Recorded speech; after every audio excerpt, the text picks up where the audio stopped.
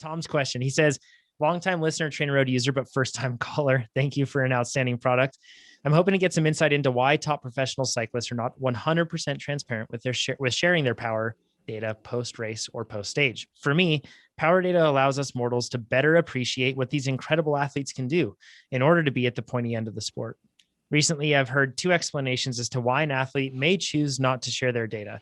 The first one had more to do with professional riders being under a microscope all the time, and that by not sharing data, they were holding on to something they could keep private. I found this a weak argument, but who am I to judge if this is truly the case? The second indicated that if shared, other riders could then use this information to gain a competitive advantage via strategic training.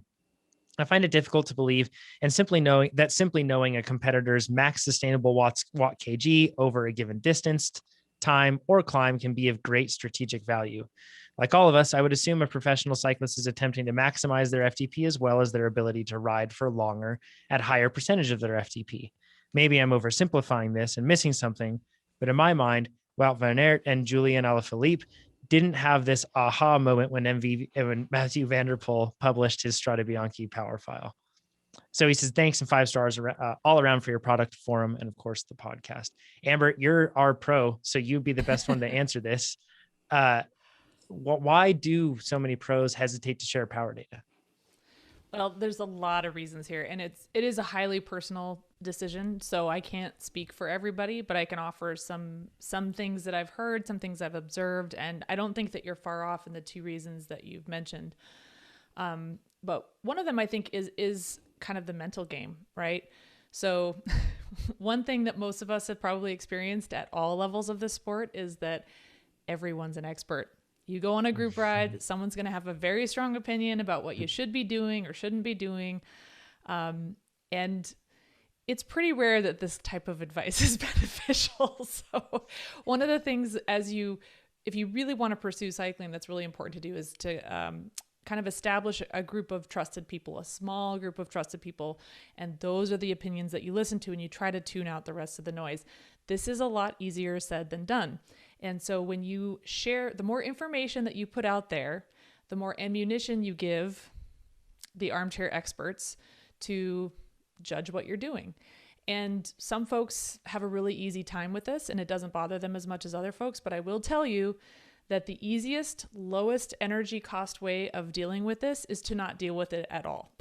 So just not putting it out there, you remove the necessity of having to maybe deal with whether it's negative or positive feedback, because it doesn't matter what the information is. People can look at it and say, wow, your power is so high. That's really impressive. Why aren't you getting better results? Or, wow, your power is, or geez, your power isn't that high compared to so-and-so. And it can really build in some nasty kind of mental blockers that, as we know, the sport is very, very mental and emotional. And so just not introducing those kinds of complications to your mental game can be really, really helpful and healthful. Another reason is, and you alluded to this, is a lot of people view this information as sort of like intellectual property, right? Or proprietary information. I personally don't really buy into this as much. So when I first started racing, I was racing with the Webcore Builders Pro Women Cycling team, and Christine Thorburn was on that team. She was our GC leader, Olympian, amazing time trialist, and she had no problem sharing her power data. And I remember somebody asking her about that one time, and she just said, well, you can either do it or you can't. It's that simple. So what are you going to do with the information so she didn't see it as a strategic advantage or disadvantage for somebody to have that information or not. It could be a tactical advantage. I think to your point, every athlete is really trying to maximize their own strengths and work around their weaknesses. That's not going to change when you have more information about a competitor, but tactically and how you execute tactics on the road, that might give you a little bit more insight and some advantage there. The other thing to think about on this IP front is this is not always a personal decision. There are some weird clauses in contracts about confidentiality. And sometimes if you're on a team that has specifically a performance director who is maybe the person that's analyzing files, coaching the athletes on the team, they may have clauses in their contracts that say that they're not allowed to divulge this information because the team may view it as proprietary. So it may not always be up to the individual, and that's something to keep in mind. And then on that note, so, mental game is one reason. IP, kind of a proprietary look at the information, is another. Last thing, I think autonomy is a big thing, and you've alluded to this as well. There are so many different personalities in the sport, and some athletes really love to be micromanaged. They don't want to make decisions. They want to be told exactly what to do, and have a performance director evaluate their training files and make decisions on a daily basis. Other athletes go crazy under this kind of micromanagement and really, really dislike it. So that may be a part of it too, is not wanting to divulge that information and not wanting to be, micromanaged from all sides, whether that's from a director or from the general public. And the other thing is that power doesn't tell the whole story. So for some of these athletes, if you don't have a performance director that's evaluating power files and you share that information publicly and you make that information more available to the people who are maybe making decisions about who's getting selected for what races, the power files don't always tell the whole story, right? So Mark Cavendish is a great example of this. He's a classic example. His numbers, at that level aren't that impressive compared to other people, but look at what he's doing with them, right?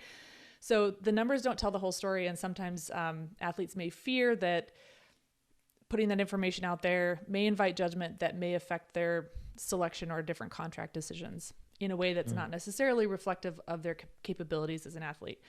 And then the last thing I'll say on this is, as a member of the general public who's just a fan, it's super impressive to see these numbers and really awesome and inspiring. But for the athletes themselves, they're constantly looking at who's better, how can they improve. So they're comparing themselves to this teeny tiny fraction of the world's best cyclists.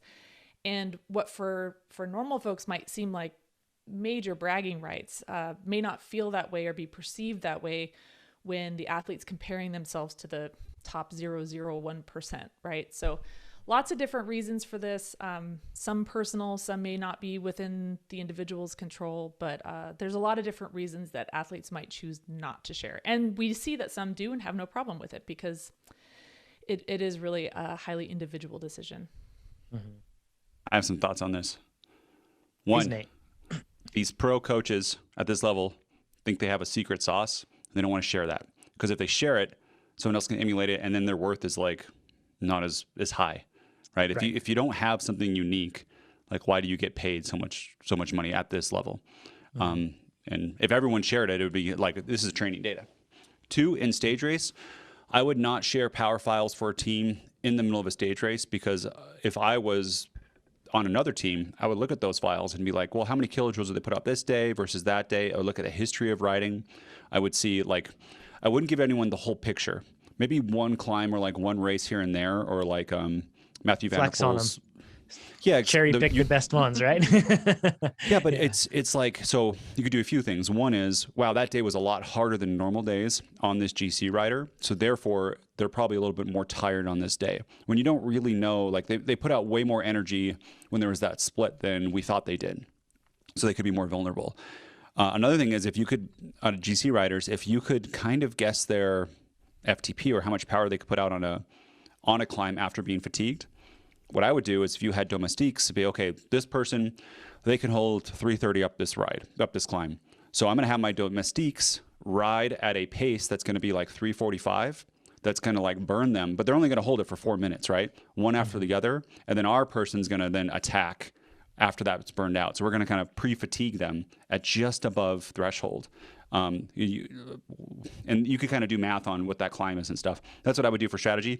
But the branding aspect, man, when people put out power files, especially if you're not the highest, most popular rider, that like people read about them and they like to discuss them. And it's a great way to, it's like free marketing for your brand as a cyclist. And your brand as a cyclist really influences, I think, how much money you make and how successful your career is. It's not just how well you race. You can not win and have a great brand and make money, which is crazy. So I don't know. There's pros and cons, and those are some of the reasons why I think people do or don't share. Chad, do you have any thoughts on this? Not really. Actually, it was fun to be along for that conversation because I've often wondered why they do it. And the only one that's ever cropped up is that it's some strategic advantage, as though the competitors learning of this information can somehow manipulate their strategy to surmount this challenge. And it doesn't work that way. I mean, again, you can do what you can do. It doesn't matter if I know what Chris Froome's numbers are. I mean, Chris Froome up 2 or 3 years ago. Now that I know, watch out, Chris. Yeah, exactly. And that goes for people who are roughly at his level too. They can be right up there. It could be a Mike Woods saying, I can't do that. Or I need to train to be able to do that. And then he what? Throws a big wrench in his particular gears and tries to pursue that avenue of improvement, and he yields what? I mean, he'll probably just derail everything that was working for him in pursuit of one particular thing based on one little bit of data that may not mean everything he thinks it does.